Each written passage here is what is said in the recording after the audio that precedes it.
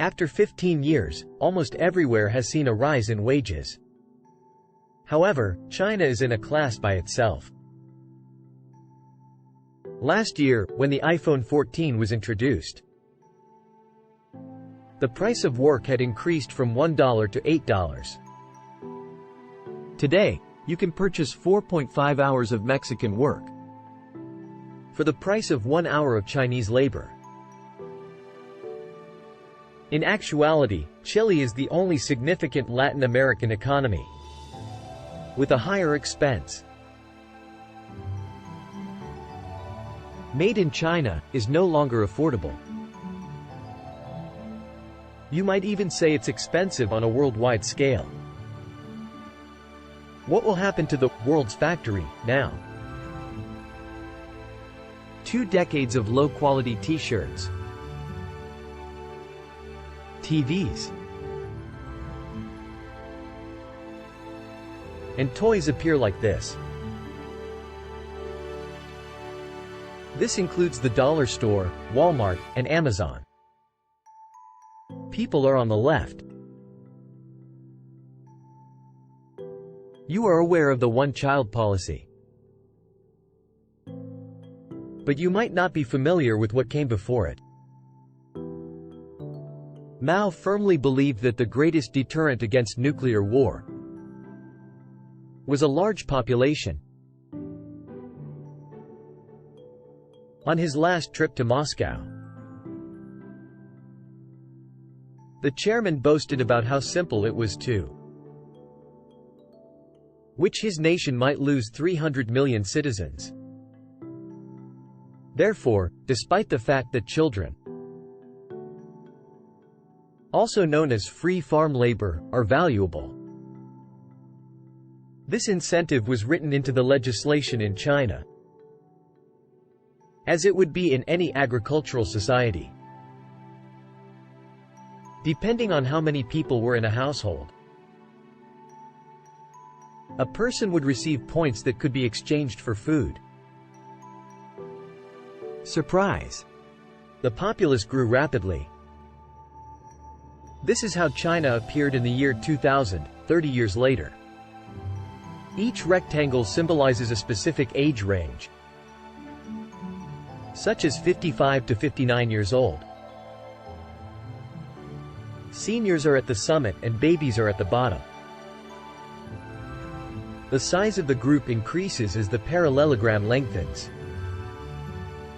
Let's also include some historical context over here, like the year that each age cohort was conceived. For example, these 45-year-olds in 2000 were born in 1955. Now, the size disparity between these rectangles might appear to be quite small. However, notice the minor distinction between 20 to 24-year-olds and 25 to 29-year-olds?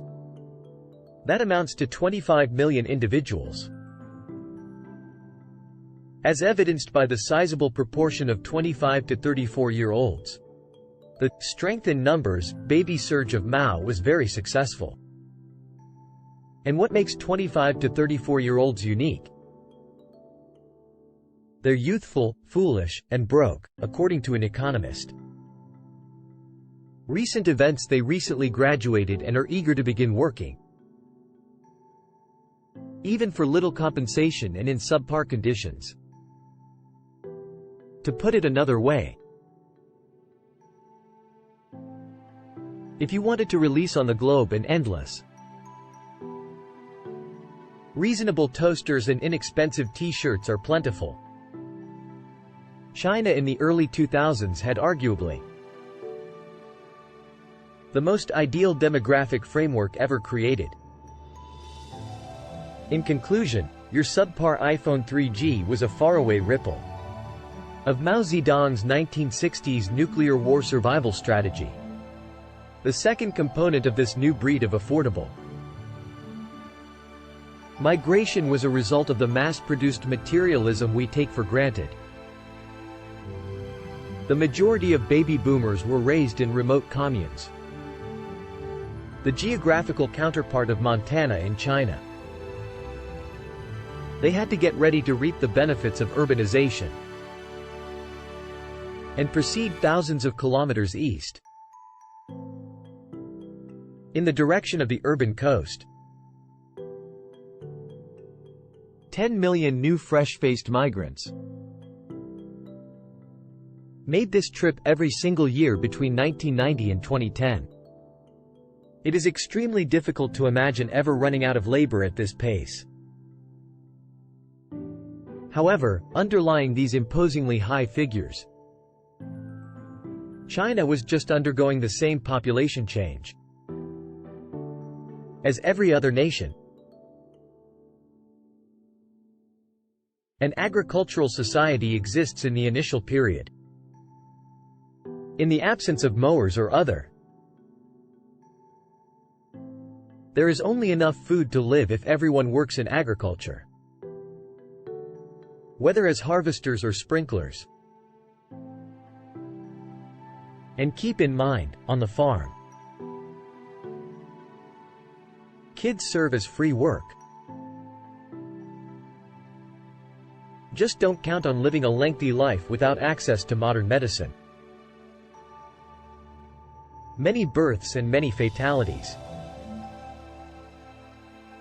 The Cultural Revolution in China. You then begin to construct a few simple devices. Nothing fancy, just enough to. Rice would be produced by a single farmer for, say, 101 individuals. Then something extraordinary occurs. Time is opened up for someone else to concentrate on something like antibiotics. Fertility remains robust while mortality declines. The 1970s and 1980s in China. Farmers are abandoning their tools and moving to the city in increasing numbers as time goes on. Children in cities also change from being useful assets to being expensive liabilities. As a result, fertility begins to decline. Now, for the sake of simplicity, consider only 3 demographic groups: children, adults, and elders. Because mortality was high until lately. There aren't many people in their 80s and 90s yet. You have a number of adults now because fertility was high in the past. And you don't have many kids because fertility is presently very low. This demographic dividend represents the best chance for your nation. A few quick decades with a large population of adults who are working age, and few children or elderly people who need financial assistance. You can take this demographic wave all the way to modernity, if you can put them all to work. And China actually took that action. China's demographic dividend differed only in that it occurred on an exceedingly compressed time frame. It accelerated incredibly fast and is now abruptly coming to an end. Here in 1976, just before Mao's passing, he made a conscious effort to increase the population as soon as feasible. Naturally, when the baby boomers finally joined the workforce 30 years later, they did so simultaneously. Here, the one-child policy abruptly outlawed excessive fertility after Mao's death. So, the labor market is abruptly getting smaller today. Only the diaper industry has experienced this lack of infants over the past few decades. In terms of economics, children are fairly useless. However, those children are no longer children today. and their absence represents a loss of work. Recall the additional millions of 25 to 34-year-olds from 2000? They are currently approaching retirement age, on average, at the age of 53. The demographic dividend that once existed has turned into a loss. China is, without a doubt, younger than it has ever been in our lives. If you are 20 years old today and survive to 90, it is reasonable to anticipate a 40% decrease in the population overall. Similarly, the pace of urbanization is limited to 100%. China is approaching the Lewis turning point, as analysts refer to it. The overall number of Chinese employees reached a peak in 2015 and has since decreased all but once. What does this mean for businesses that depend on this labor that is vanishing? Within one of three groups. First, you might be tempted to remain if China is your main market. If not, the next query is whether you need skilled workers. If the response is no, your business abandoned China a long time ago.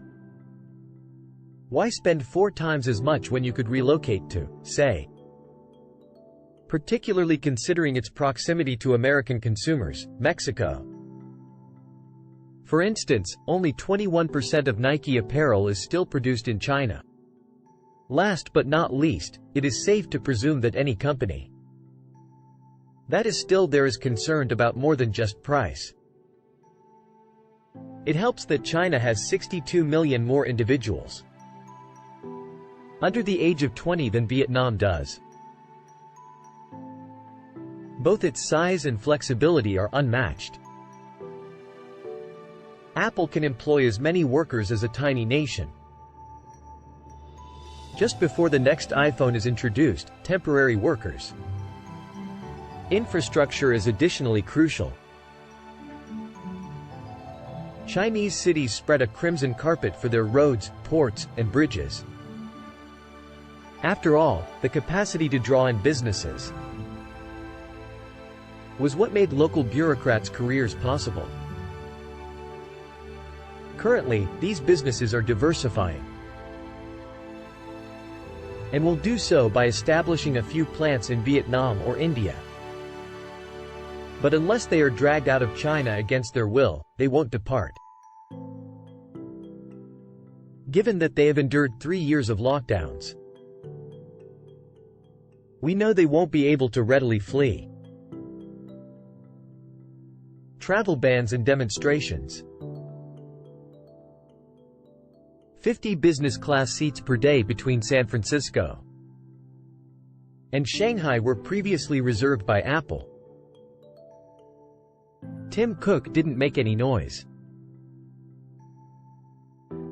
when those planes vanished for 1,000 days. Likewise, despite China's declining workforce, its consumer market is still sizable and very little is being used. McDonald's, Walmart, and Starbucks will all keep growing. Not expected to decline in the near future in the nation.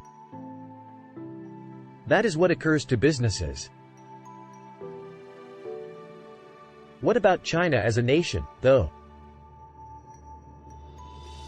Prior to now, the sizable populace of working age maintained labor costs low, resulting in higher profit. Companies used that profit to reinvest in the nation because they were confident in its future development. But foreign investment also declines as the populace does. China is in a difficult situation as a result because its labor is too expensive to be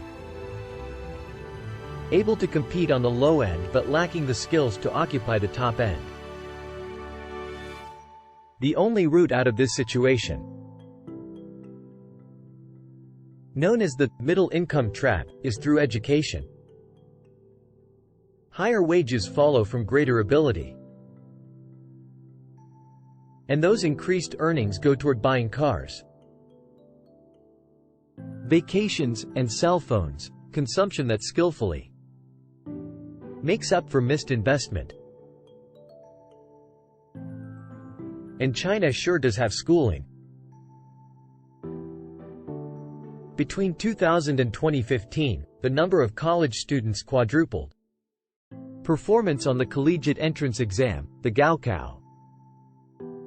Less a score than a character, an exam. And the competition for after-school tuition really heated up. That the government had no choice but to step in. The official religion of China might be education. Instead of a scarcity, an uneven distribution is the issue, while the vast majority are left behind. A very small minority are exceptionally well educated. The nation could produce a lot of graduates, bachelors. 70% of the population does not even have a high school diploma. Actually, it requires something in the center. Even, cite, low-skill, factories these days. Work needs certain skills, which people without a high school diploma might not have. However, there are only so many attractive white-collar jobs available. Chinese college graduates were assured that tech jobs were waiting for them. To put it another way, the majority of the labor population either lacks the qualifications for a mechanic, technician, or someone who considers their job to be menial work and does not want to perform it. The outcome of this workforce shortage is widespread unemployment. The youth jobless rate nearly hit 20% last year. China has now been attempting to address these issues since at least 2007, when Wen Jiabo declared that the economy would now be based on spending. But since then, not much has changed. The GDP share of Chinese household spending, for example, is still less than half of what it is in the US or the UK. For many years, the rise of China was seen as almost inevitable. Magazine covers showed enormous monsters engulfing the world. Red, white, and blue eagles were shown on book covers, being crushed by enormous red pandas. However, these predictions are starting to more closely reflect the fearful, driven, and occasionally racist depictions of the 1980s Japanese economy. Underlying these stories was an unstated presumption: China would carry on its course at this time. The idea that the demographic golden age would never end, which it would be magically exempt from the difficulties that every other nation is dealing with. But the truth is that these are very challenging issues. Not only does one need to invest in vocational institutions, but one also needs to remove the stigma that surrounds them. Neither is persuading individuals to just get married. More kids means that childcare must become more cheap. And it must solve the underlying problem, which is unaffordable housing, rather than just encouraging consumption, which consumes individuals' money. It is understandable why, out of 101 nations between 1960 and 2012, Fewer than a dozen people manage to avoid the middle-income trap. The destiny of Japan, still a significant and influential country, may provide a more accurate indication of China's future. Fundamental realities, such as a declining birth rate, seriously constrain a powerful economy.